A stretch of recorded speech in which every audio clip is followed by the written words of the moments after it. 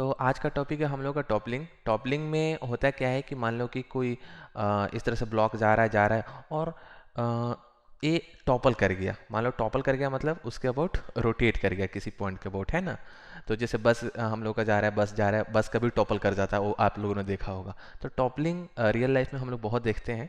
Toppling के case क्या होता है, टॉपल कराना, कभी कभी हम बॉक्स पे ऐसे फोर्स लगाते हैं इधर से और चाहते हैं कि बॉक्स टॉपल कर जाए, है ना, टॉपल कराना चाहते हैं। तो उसके लिए क्या कंडीशंस होना चाहिए, तो यही सब चीज़ें हम डिस्कस करेंगे। तो सबसे पहले हमको बेसिक समझने की ज़रूरत है, टॉपलिंग होता क्यों है और उसका कैलकुलेशंस पे हमें क्या क्या करना होता है। ओके, देखो चलो, अगर कोई भी ब्लॉक अगर यहाँ पे रेस्ट में है तो आप मुझे ये बताओ कि इसका सेंटर ऑफ मास तो यही होगा। अगर सेंटर ऑफ मास ए होगा तो यहाँ पे एक फोर्स लगेगा mg। ओके, mg फोर्स लगेगा। अगर मैं बात करूँ यहाँ पे नॉर्मल रिएक्शन की, तो नॉर्मल रिएक्शन कहाँ पे लगता है? अगर मैं बात करूँ नॉर्मल रिएक्शन की, तो नॉर्मल रिएक्शन हर एक पॉइंट पे लगता है। बेस पे जितने भी पॉइंट्स होता है वहाँ पे नॉर्मल रिएक्शन लगता है। ओके, मतलब प्रेशर होता है बेस के हर एक पॉइंट पे, इक्वल प्रेशर होता है और उस इक्वल प्रेशर की वजह से एक फोर्स लगेगा, हर एक पॉइंट पे फोर्स लगेगा, छोटे छोटे फोर्स लगेंगे नॉर्मल रिएक्शंस का।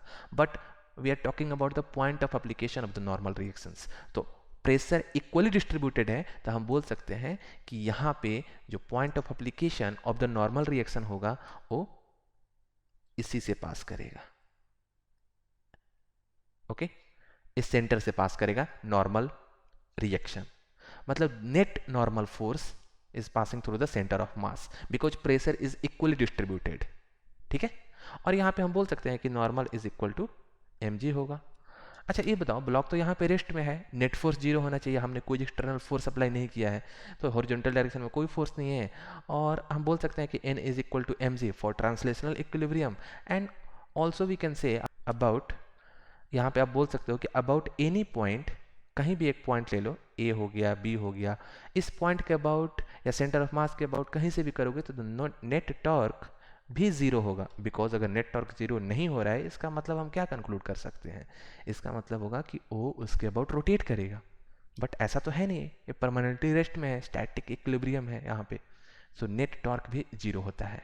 ओके, तो नॉर्मल mg एक ही पॉइंट ऑफ एप्लीकेशन से पास कर रहे हैं तो नेट टॉर्क ऑलवेज जीरो होगा। ये तो बड़ा सिंपल केस है, ये समझ में भी आ गया। बट आपको ये समझाने का जरूरत था कि नॉर्मल mg के इक्वल होता है और इस सेंटर ऑफ मास से पास करता है बिकॉज प्रेशर इक्वली डिस्ट्रीब्यूटेड है। ऐसा भी जरूरी है कि नॉर्मल सेंटर से पास नहीं करे, उस तरह के केसेस लेते हैं और ट्राई करते हैं।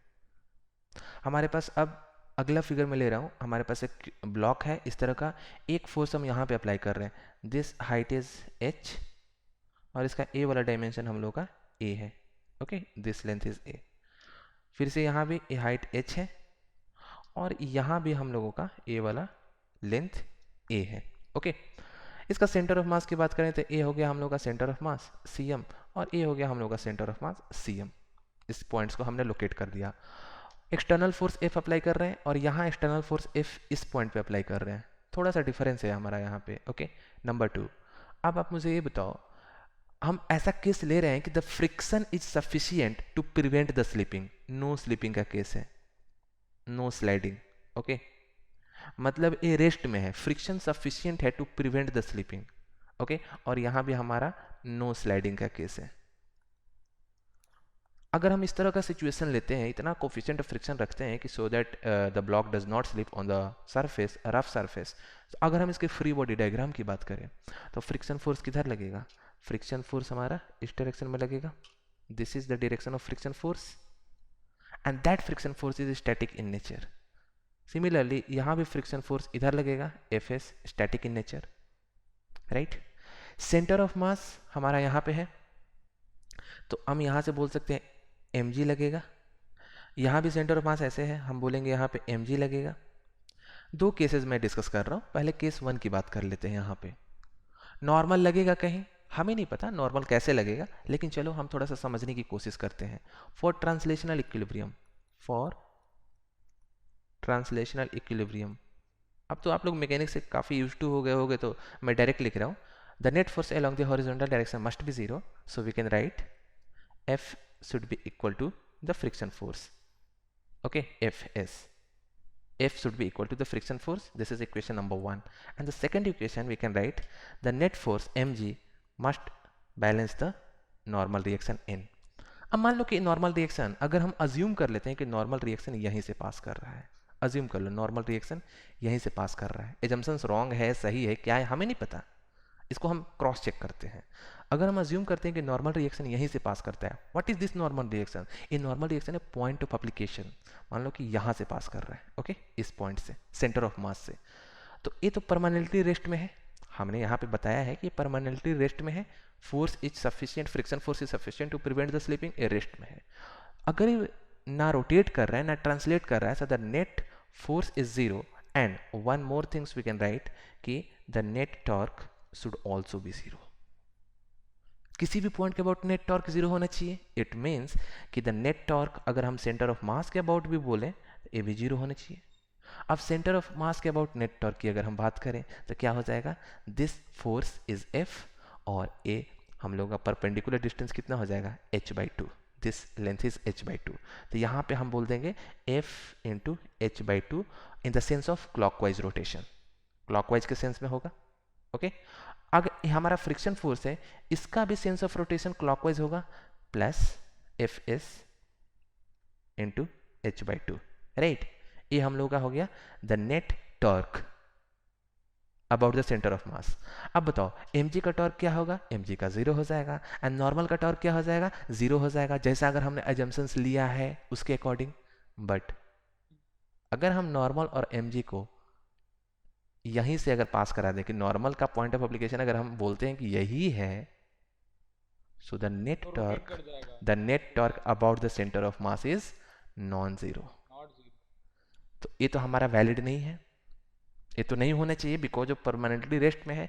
इसका मतलब हमने गलती कहाँ पे किया है, हमने गलती ये किया है कि जो नॉर्मल हमने इसका point of application centre of मास से पास कराया है ये सही नहीं है, दिस इज इनकरेक्ट।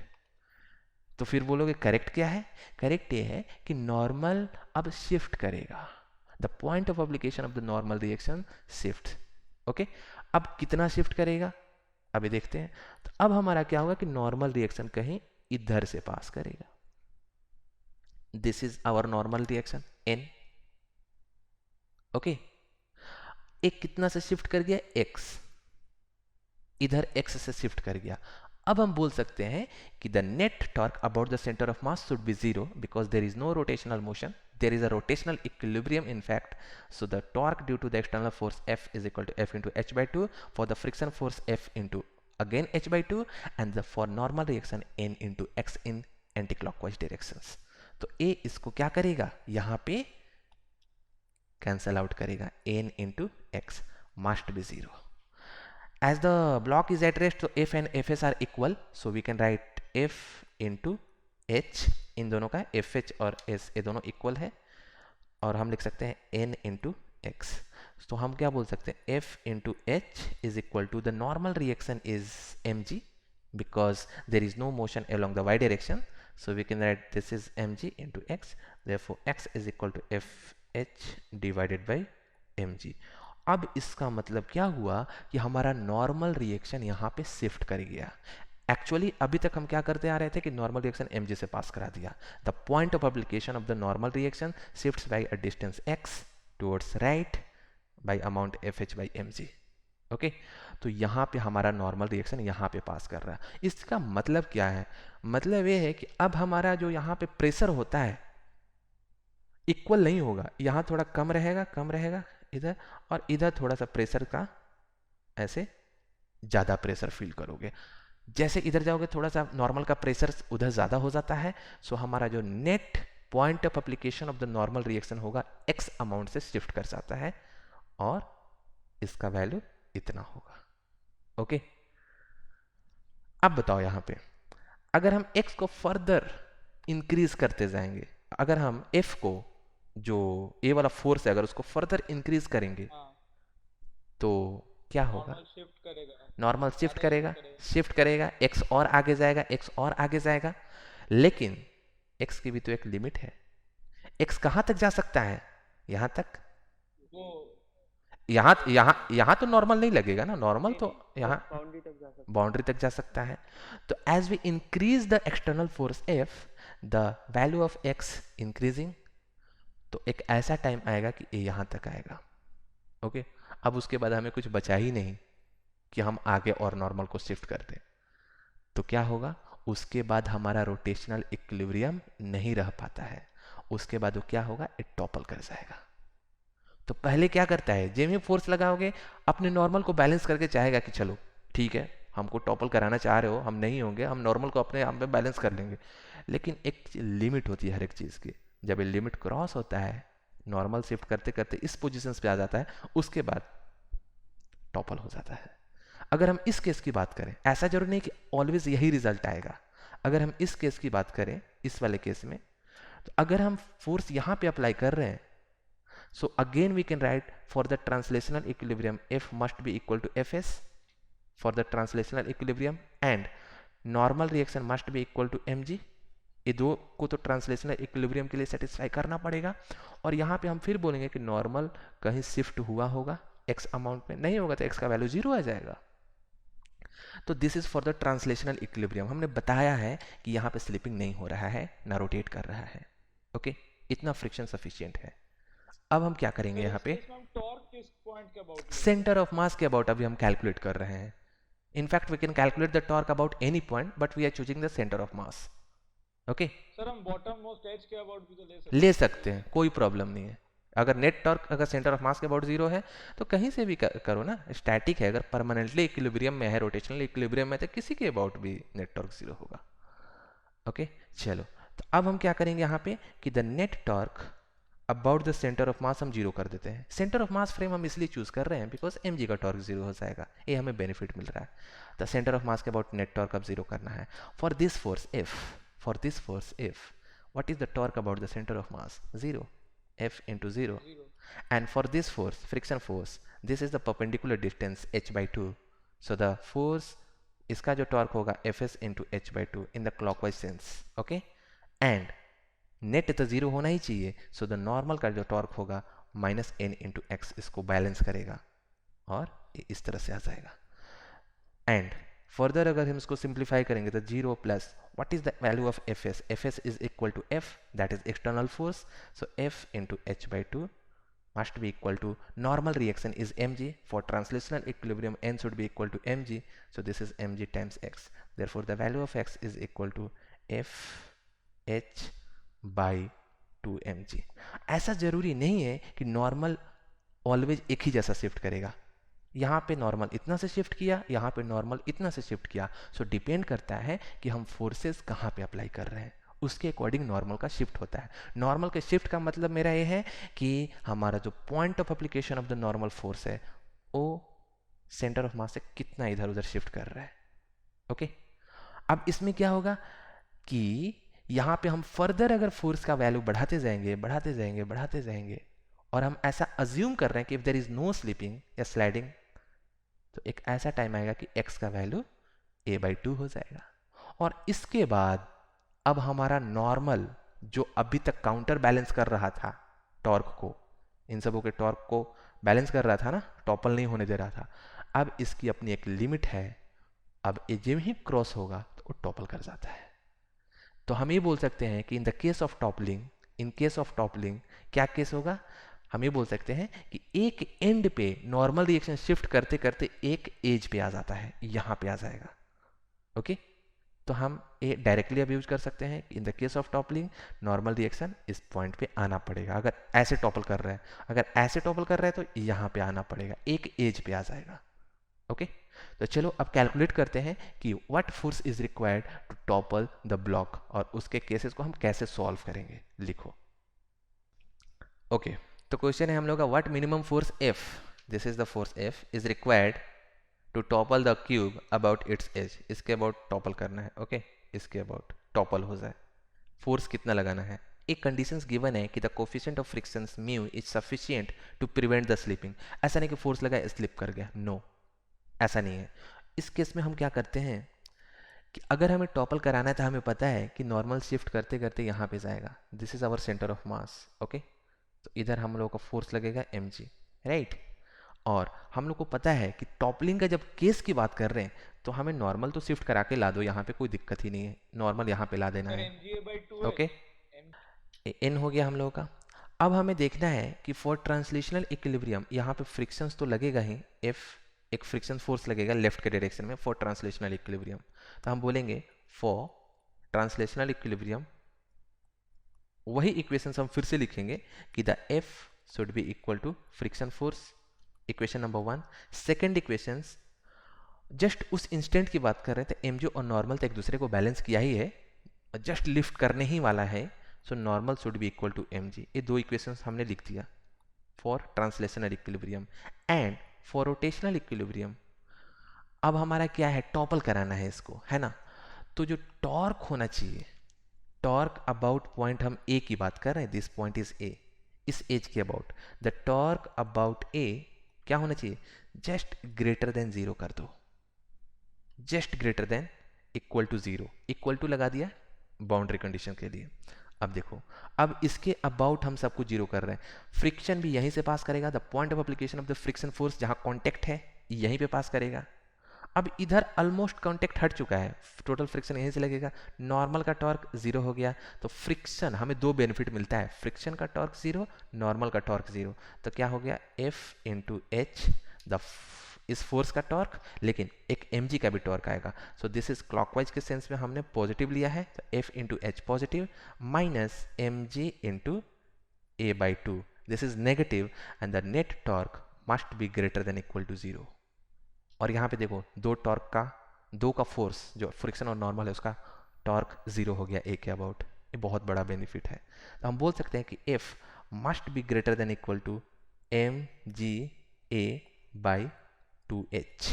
ओके, तो हम यहाँ से क्या कमेंट कर सकते हैं कि this force must be greater than M G A by two H. So what should be the F minimum, F minimum हम क्या बोलेंगे, हम बोलेंगे M G A by two H. इतना अगर आप फोर्स लगा दोगे तो ये ब्लॉक जो है टॉपल कर जाएगा। हमने कंडीशंस लिया है नो स्लाइडिंग का केस, राइट। अब बोलोगे कि ये रिजल्ट हमें याद रखना चाहिए, बिल्कुल नहीं। अगर ये फोर्स हम किसी अदर डिस्टेंस पे लगाते तो ये चेंज कर जाएगा। टॉर्क देखो ना, टॉर्क लगाना है हमें, बेसिकली ग्रेटर देन जीरो करना है, तो कोई हमें रिजल्ट याद नहीं करना है कि दिस बाय दिस हमें रिजल्ट याद रखना, नो। फोर्स यहाँ पे लगाए तो एफ मिनिमम आया, और नीचे फोर्स लगाओगे, और नीचे अगर फोर्स लगाओगे तो क्या होगा, हमें और ज्यादा फोर्स अप्लाई करना पड़ेगा टॉपल कराने के लिए। बात समझ में आ रही है, बिकॉज हमें टॉर्क तो चाहिए, एफ इंटू एच, यहाँ पे ज्यादा टॉर्क लग रहा है, अगर आप फोर्स को नीचे करोगे तो कम टॉर्क लगेगा, तो हमें टॉर्क तो उतना चाहिए ही चाहिए, तो हमें और ज्यादा फोर्स चाहिए उसको टॉपल कराने के लिए। अब इसमें एक क्वेश्चन और है, क्वेश्चन ये है कि लिखो, the second question is you have to find the minimum coefficient of friction, mu का वैल्यू बताना है, म्यू का मिनिमम वैल्यू क्या होना चाहिए, so that the cube topple before sliding, slipping start नहीं होना चाहिए। हमने तो अभी इससे पहले क्या एजम्पशंस लिया था, स्लिपिंग नहीं हो रहा है, लेकिन हमें अब ये भी बताना है कि बताओ स्लिपिंग ना हो और वो टॉपल भी कर जाए, म्यू का मिनिमम वैल्यू क्या होना चाहिए। ओके, आप ट्राई करो इसको। ओके, सो आप लोगों का आंसर आ रहा है ए बाई टू एच। चलो देखते हैं। अब यहाँ पे पूछा गया है कि मिनिमम कोफिशिएंट ऑफ फ्रिक्शंस क्या होना चाहिए, स्लिपिंग ना हो। अब स्लिपिंग ना हो उसके लिए हमें एफ मिनिमम तो फाइंड कर लिया है कि इतना एफ मिनिमम चाहिए। अब हम क्या करेंगे कि स्लिप ना करे, स्लिप कराने वाला फोर्स कौन सा है, ये वाला फ्रिक्शन फोर्स इतना लग रहा है। ओके, तो हम ये बोलेंगे कि यहाँ पे जो नॉर्मल रिएक्शन लग रहा है mu times F, F s max का maximum limit, F s max जो होगा maximum value must be greater than equal to, हमने जो एक्सटर्नल फोर्स एफ अप्लाई किया है उसके इक्वल होना चाहिए, राइट। अब यहाँ पे एफ एस मैक्स होता है mu times N must be greater than equal to F, and the mu times N कितना है M G must be greater than equal to, और इफ का हमें वैल्यू पुट करना पड़ेगा M G A by two H, so this is M G A by two H, तो mu क्या हो जाएगा, mu must be greater than equal to A by two H. Okay, तो हम बोल सकते हैं therefore minimum value of the mu should be equal to A by two H. और हमने इस पार्टिकुलर कंडीशंस के लिए फाइंड किया है, टॉप मोस्ट पॉइंट पे फोर्स लगा रहे हैं, तब a minimum coefficient of friction होना चाहिए to prevent the slipping, the block will topple before slipping, इसका केस है। ओके, ये हो गया हम लोगों का। कुछ रिजल्ट याद नहीं रखना है, बेसिक पे जाना है, वहां से कैलकुलेशंस करना है। अब मैं आपको ये बता दूं, किसी को लगता है कि जब हम मिनिमम फोर्स की बात जब हम कर रहे हैं तो हो सकता है कि जस्ट थोड़ा सा लिफ्ट करे, ये वाला चीज़ें ऐसे हमारा ए लिफ्ट करेगा, लेकिन टॉपल कर जाएगा इसकी क्या गारंटी है। अब देखो, जब ही हम कांस्टेंट फोर्स एच हाइट पे अप्लाई करते जा रहे हैं, एक हमने टॉर्क अप्लाई कर दिया, और जब ही ये ब्लॉक थोड़ा सा लिफ्ट करेगा, mg ऐसे जाएगा, अब mg इधर से पास करेगा, mg इधर से पास करेगा, mg का टॉर्क रिड्यूस होने लगता है बिकॉज ए के पास जा रहा है। तो अगर हम इस क्रिटिकल केस को अगर हम ओवरकम कर जाते हैं, mg का यहाँ पे टॉर्क मैक्सिमम है, जब ही ये थोड़ा सा लिफ्ट करेगा mg का टॉर्क रिड्यूस हो जाएगा। तो जब mg का टॉर्क ही रिड्यूस हो जाएगा तो और अच्छे से टॉपल कर जाएगा। तो हमारा क्रिटिकल केस क्या है कि स्टार्टिंग में आप थोड़ा सा लिफ्ट करा दो, वो ऑटोमेटिकली अगर आपका फोर्स अगर h डिस्टेंस पे लगाए जा रहे हो तो वो टॉपल कर ही जाएगा।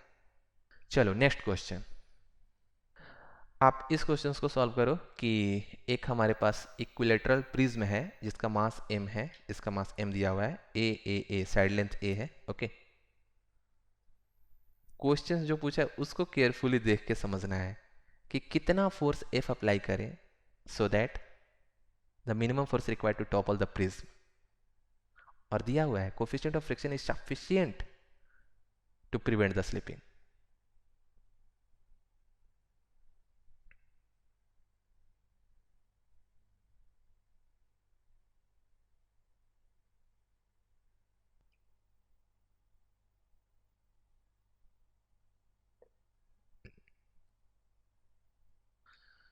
सो आप लोगों का आंसर्स ए आ रहा है and A is the correct answer.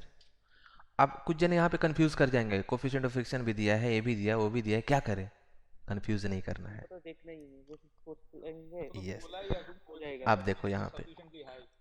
हाँ, ये मान लो h है, h का वैल्यू क्या हो जाएगा, √3a/2, this is the value of h।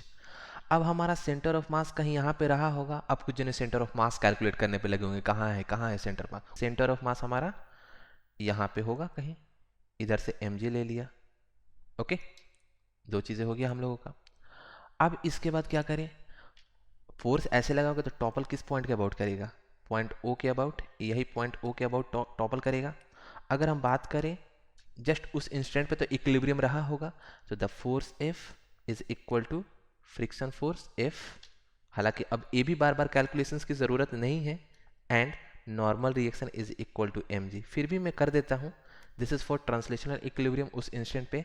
And rotation में अब क्या होगा, the net torque about O must be greater than equal to 0। और हम क्लॉकवाइज के सेंस में क्या लिए हैं, पॉजिटिव, क्लॉकवाइज के सेंस में। अब देखो F into H, so the F into H, this is the torque in clockwise direction, and mg का टॉर्क कितना होगा, this is perpendicular distance a/2। तो सेंटर ऑफ मास का लोकेशन फाइंड करने से कोई बेनिफिट नहीं मिलेगा, हमें पता है इस बाइसेक्टर पे ही होगा सिमेट्री से। So this length is important, a/2 minus mg a/2 must be greater than equal to 0. Therefore, we can write F must be greater than mg a by 2h. Okay, और h का value √3a/2 है, सो हम बोल सकते हैं कि F must be greater than equal to mg a divided by 2 √3a divided by 2। तो हम बोल सकते हैं F should be greater than equal to mg divided by √3। Okay, तो अब यहाँ पे क्या हो जाएगा हम लोगों का, the minimum force is required to topple the block, topple the equilateral prism is mg/√3। ये तो क्वेश्चंस का आंसर हो गया, A is the correct answer. हमें म्यू के पीछे भागना ही नहीं था, क्योंकि ये वर्ड यूज किया था, friction coefficient is sufficiently high to prevent the sliding. Okay, अब देखो, अब इसमें मैं फर्दर एक क्वेश्चन ऐड कर रहा हूं। क्वेश्चन है कि what should be the minimum coefficient of friction so that the prism topple before sliding। Okay, तो फिर से हम वही सब कंसेप्ट यूज करेंगे कि द म्यू टाइम्स n क्या हो जाएगा, mu times n, the maximum coefficient of friction must be greater than f, otherwise slip कर जाएगा. And the mu and what is the normal reaction mg must be greater than equal to f minimum is mg by root 3. Therefore mu should be greater than equal to 1 over root 3. इतना आना चाहिए minimum coefficient of frictions का value. Okay, तो हमें जो value पूछा जाएगा वो हम कैलकुलेट करके बता सकते हैं. चलो नेक्स्ट क्वेश्चन. अगला क्वेश्चन है कि we have a block having mass m is kept on a rough inclined plane and this is given the block is at rest. Rest में है. अब रेस्ट में कैसे है आपको सोचना है. So you have to find the point of application of the normal force from the centre of mass. Centre of mass इसका यहाँ पे है, तो नॉर्मल रिएक्शन कहाँ से पास करेगा, कितना से शिफ्ट करेगा. ओके, उसका पॉइंट ऑफ एप्लीकेशन कहाँ से पास करेगा, आपको उसी का वैल्यू बताना है. राइट, ट्राई करो. This is given, this is a stationary, this is at rest. A given है.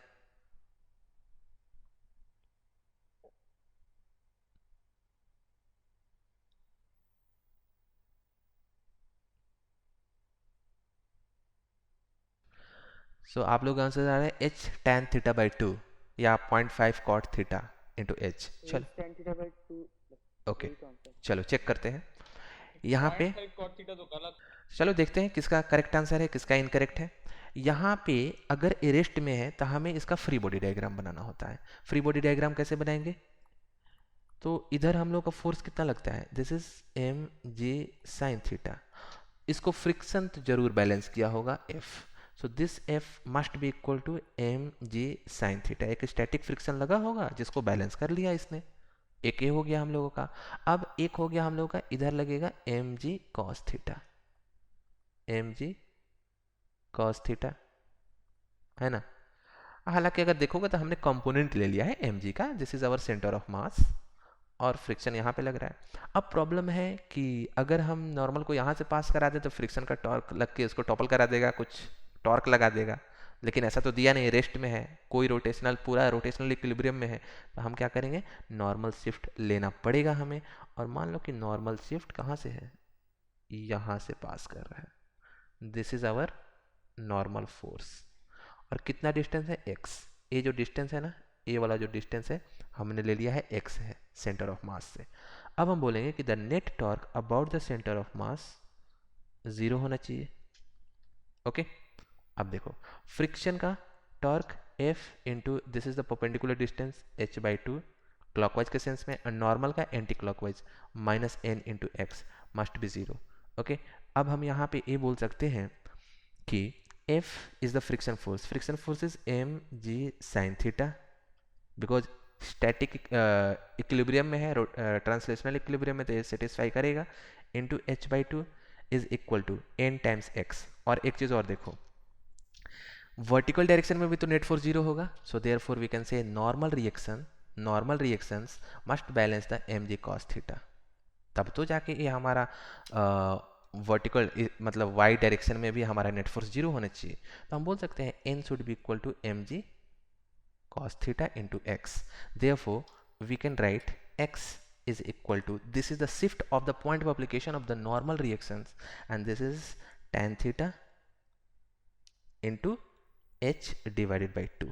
ओके, इतना से हम लोगों का शिफ्ट होगा नॉर्मल रिएक्शन का. और किधर शिफ्ट करेगा, नीचे की तरफ, इधर शिफ्ट करेगा. अब क्या होगा, थोड़ा अगर हम और थीटा बढ़ा देंगे तो x का वैल्यू और बढ़ेगा, थोड़ा और थीटा बढ़ाएंगे x का वैल्यू और बढ़ेगा. तो एक ऐसा भी टाइम आ सकता है थीटा बढ़ाते जाओगे तो यहाँ पे टॉपलिंग के भी चांसेस हैं. अब उस पर मैं आपको एक क्वेश्चन दे रहा हूँ, आप इस क्वेश्चन को सॉल्व करो. क्वेश्चंस पढ़ना है, समझना है, और this is a multiple choice question, more than one correct हो सकता है, तो आपको केयरफुली आंसर देना है. थोड़ा सा हेजी है.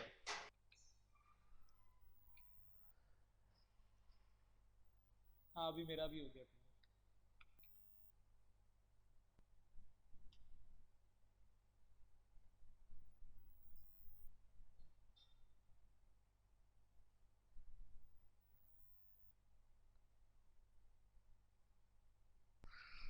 ओके, सो आपके आंसर्स आ रहे हैं ए एंड डी. ए और डी करेक्ट आंसर है.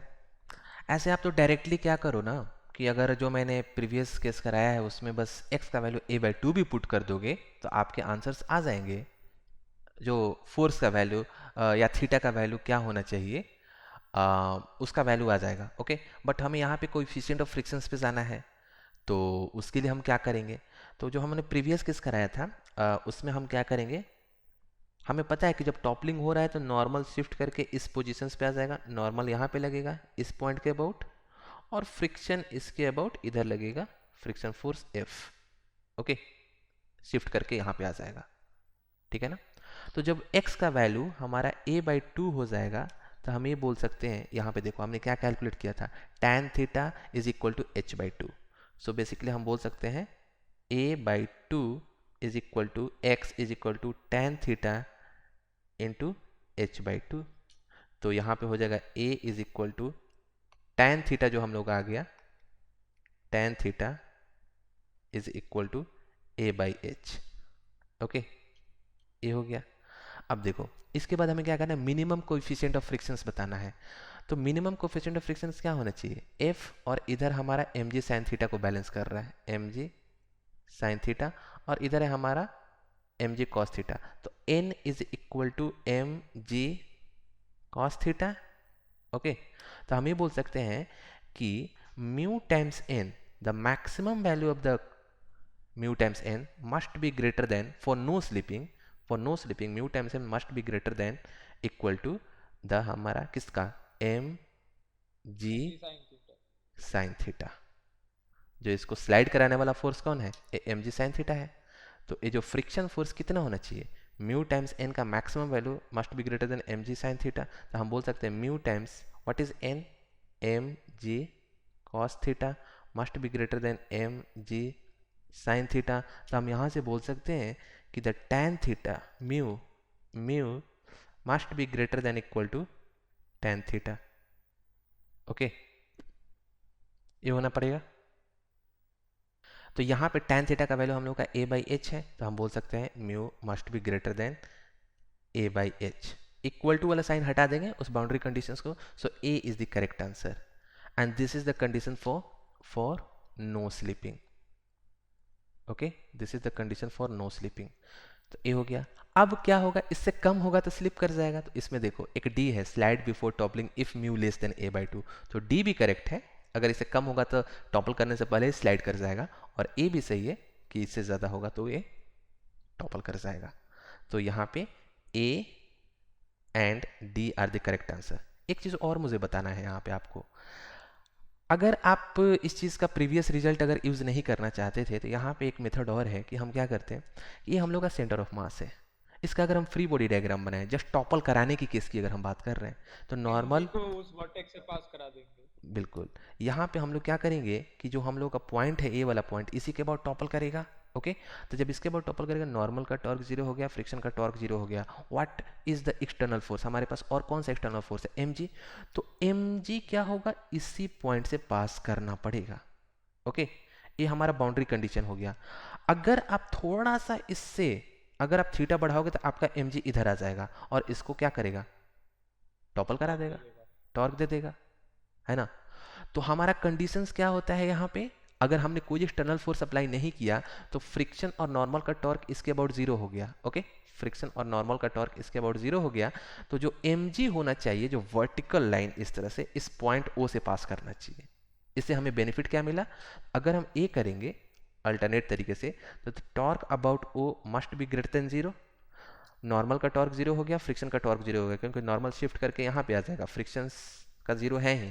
तो हम बोल सकते हैं कि एक ग्रेटर देन जीरो होगा जब mg जस्ट इस पॉइंट से पास करेगा, और थोड़ा सा अगर आप इससे इधर कर दिए, थोड़ा सा और थीटा बढ़ा दिए, तो सेंटर ऑफ मास थोड़ा सा और इधर आ जाएगा, इधर, और जब ही थोड़ा सा मूव करेगा उस पॉइंट से तो क्या हो जाएगा, हमारा टॉपल कर जाएगा। तो टॉर्क ग्रेटर देन जीरो, तो हम बोल सकते हैं कि the mg centre of mass और पॉइंट O को ज्वाइन करने वाला वर्टिकल लाइन ए हो जाना चाहिए।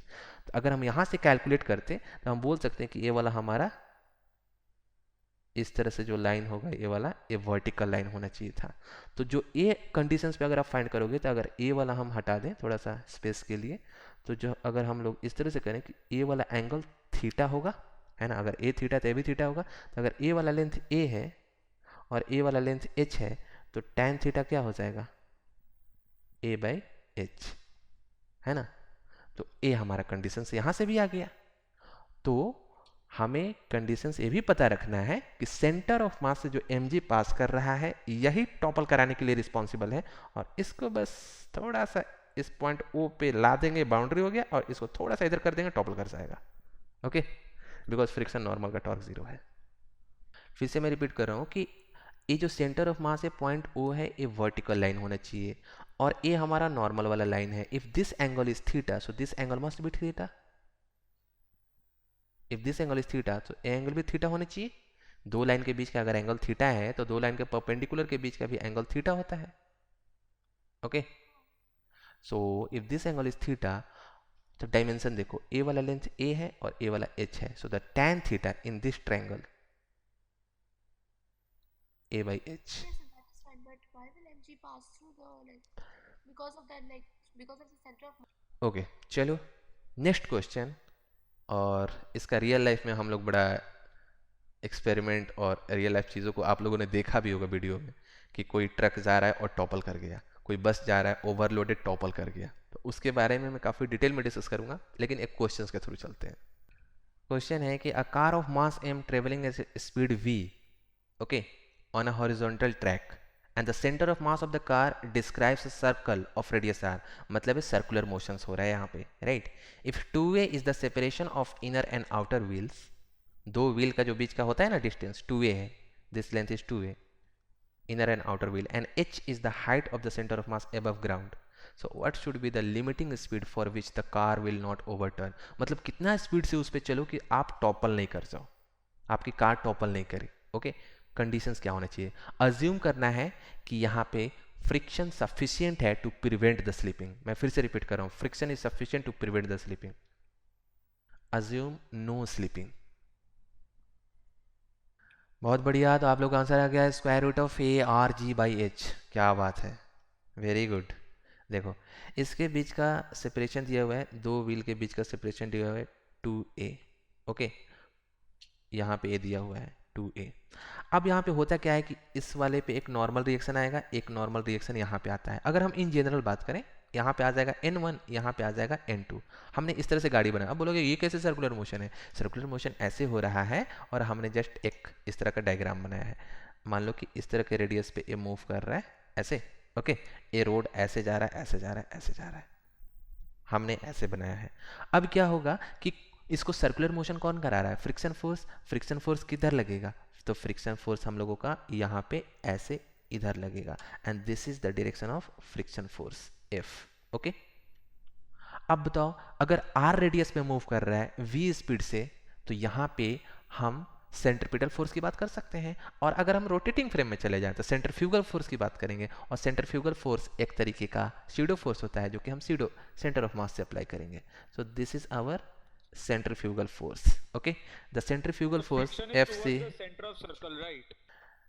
the FC is equal to mv square divided by r. This is our centrifugal force, and the friction force towards the center of the circle.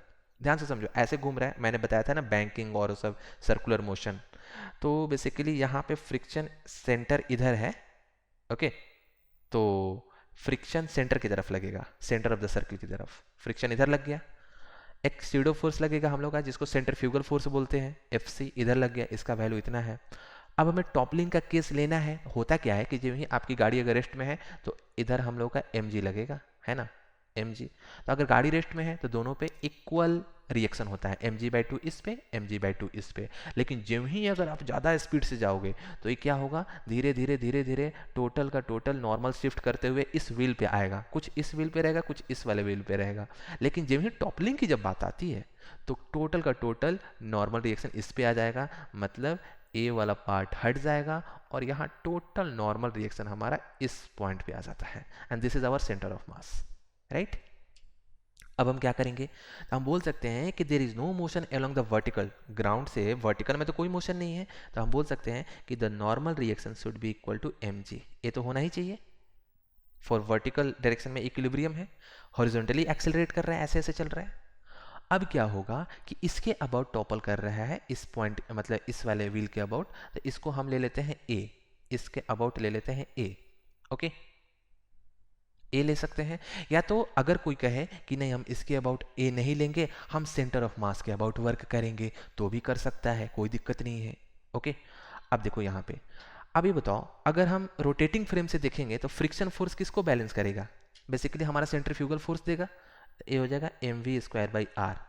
Friction force एक centripetal force दे रहा है, इसी को हमने centrifugal force बोल दिया।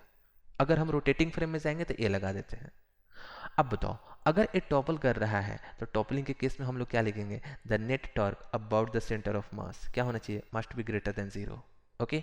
अब क्या होता है, सेंटर ऑफ मास के about centrifugal force, pseudo force हमेशा सेंटर ऑफ मास से पास करता है, इसका टॉर्क 0, mg हमेशा सेंटर ऑफ मास से पास करता है, ये दो का टॉर्क 0 हो गया, बचा क्या हमारा फ्रिक्शन और बचा हमारा नॉर्मल।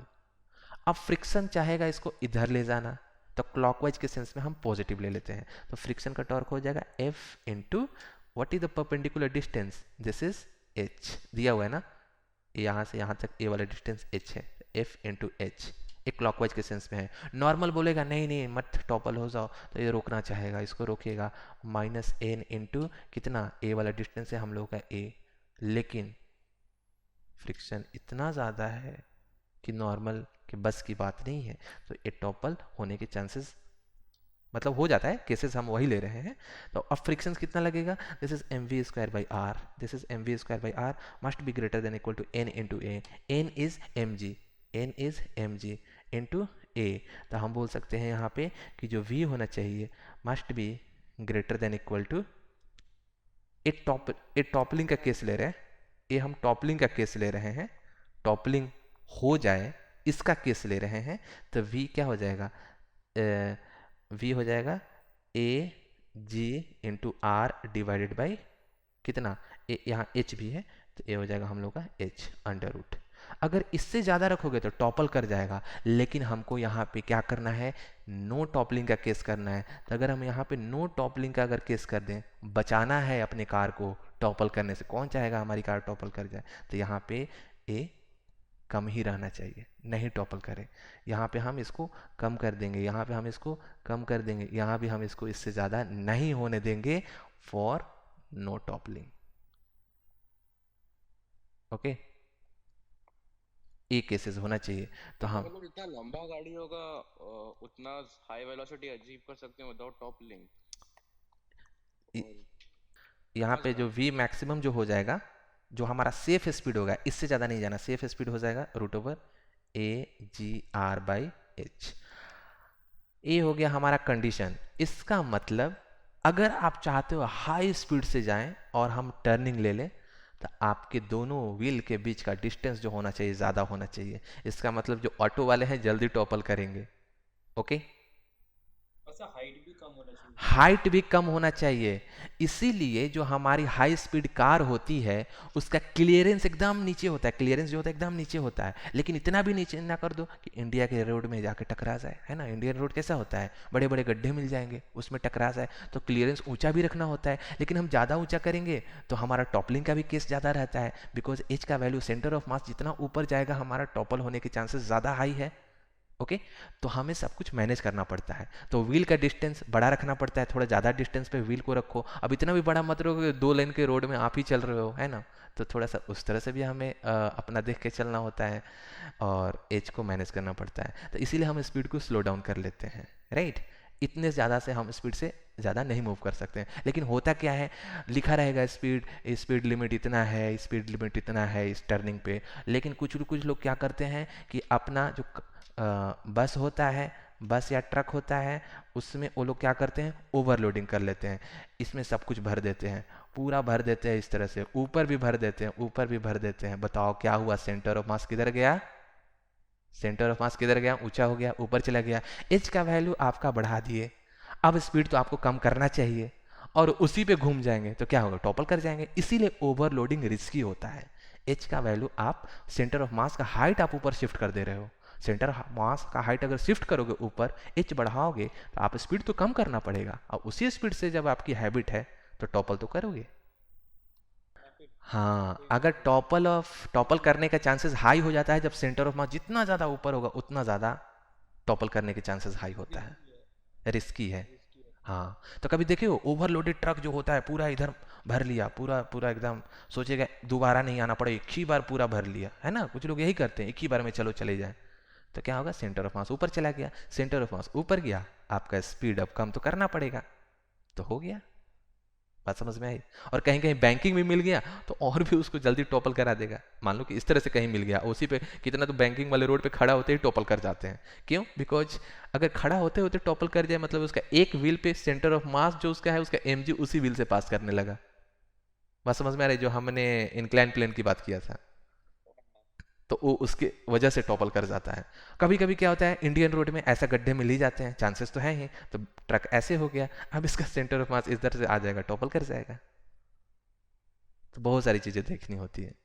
बात समझ में आई? ये जो मैंने बताया, इंडियन रोड में क्या होता है, कभी कभी इस तरह के गड्ढे मिल जाएंगे। अब आपका ट्रक पहले आराम से ऐसे था, अब इसमें गड्ढे में जाने के बाद में क्या हो गया, ट्रक का ओरिएंटेशन ऐसे हो गया, ऐसे हो गया, इस तरह से हो गया। अब आपका ट्रक का ओरिएंटेशन जो ही इधर हो गया, अब इसका सेंटर ऑफ मास खूब, अगर इधर आप पूरा भरे हुए, तो सेंटर ऑफ मास अगर इस पॉइंट से अगर पास कर गया तो आप टॉपल कर जाओगे, आप यहाँ पे टॉपल कर जाओगे। तो इसीलिए बहुत सारी चीज़ों को देख के हमें ओवरलोडिंग करना होता है, मतलब नहीं ही करना होता है, सेफ वही चीज़ें रहता है, लेकिन कुछ जने करते हैं तो जाते हैं।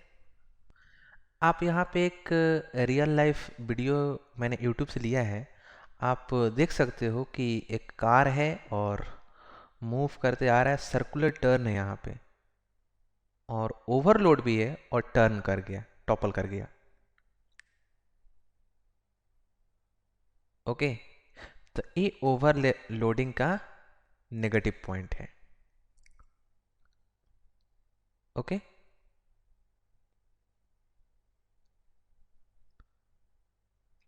एक एग्जांपल मैं और दिखाता हूँ आपको। यहाँ पे इसको किसी ने पीछे से रिकॉर्ड किया है, पीछे से कोई कार से जा रहा है, एक ट्रक आगे जा रहा है और वो भी टर्निंग ले रहा है, तो हाई स्पीड है, तो वहाँ पे वो टॉपल कर गया।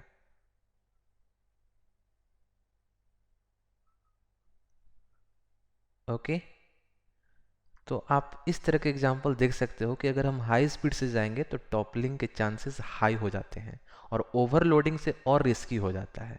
ओके, तो ये रहा हमारा रियल लाइफ एक्सपेरिमेंट।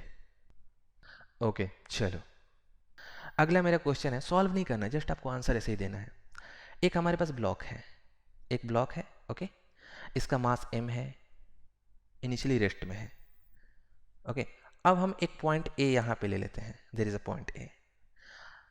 अगर हमने यहाँ पे कुछ कोएफिशिएंट ऑफ फ्रिक्शन अगर म्यू है, स्लिपिंग का केस ले रहे हैं, और इसको सडनली एक हमने वेलोसिटी v नॉट दे दिया, हमने एक वेलोसिटी v नॉट प्रोवाइड कर दिया। So if you provide some velocity, so is there any angular momentum about A? होगा कि नहीं होगा? बोलो, होगा तो एंगुलर मोमेंटम होगा। एंगुलर मोमेंटम कितना होगा? M V naught into V naught is this cm और cm हाइट में कितना है, h/2। Okay, h/2। इतना एंगुलर मोमेंटम होगा initially at t equal to 0 when we provide a velocity, horizontal velocity. अब मुझे बताओ, एक कहीं जाके रुकेगा या नहीं रुकेगा? रुकेगा, वेलोसिटी देके छोड़ दिया हमने, कोई अब बाहर से फोर्स नहीं लगाया। अब क्या होगा रुकेगा ना। कि after some time it stops. Okay, ये रुक जाता है। अब बताओ, अगर ये रुक गया तो अब इसका एंगुलर मोमेंटम क्या होगा? L A, zero. हाँ, Friction force is passing through this point. So why we cannot apply the conservation of angular momentum about point A? Why we cannot apply the conservation of angular momentum about point A? हाँ, normal के वजह से कुछ torque है ए point के about. A point के about। Actually में क्या हो रहा है फिर? बोलो, पूरा कंप्लीट आंसर दो, कैसे कैसे क्या है? हाँ वही सोच रहे हैं। normal is not तो normal mg के थ्रू पास नहीं करेगा, हाँ, तो इसलिए नॉर्मल एमजी के पास mg की वजह से टॉर्क लगेगा, वो कैंसिल आउट नहीं होगा। Exactly.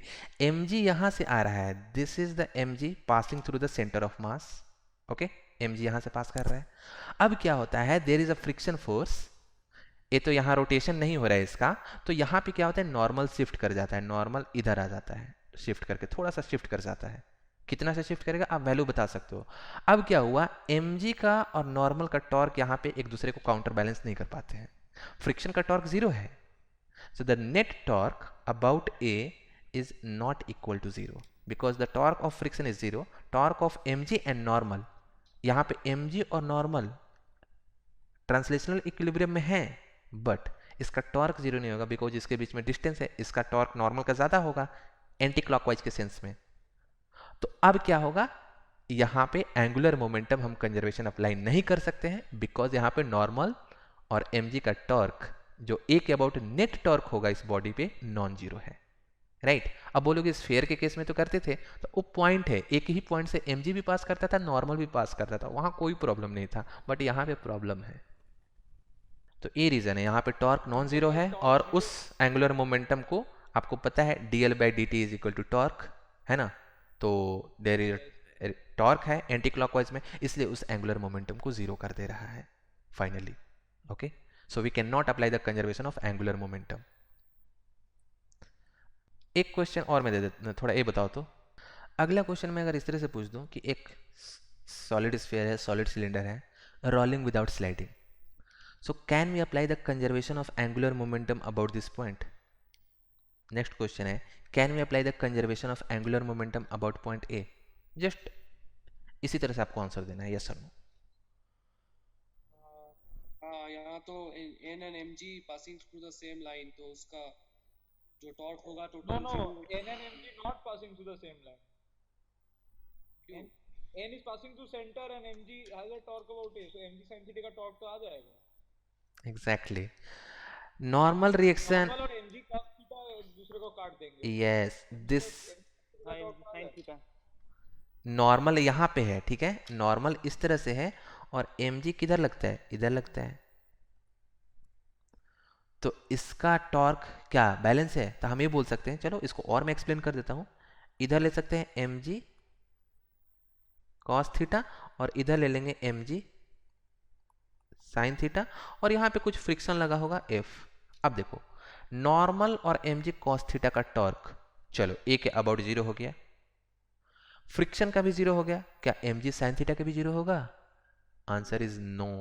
So the torque about a not equal to zero, so we cannot apply the conservation of angular momentum about a on the inclined plane, यहाँ पे नहीं कर सकते हैं।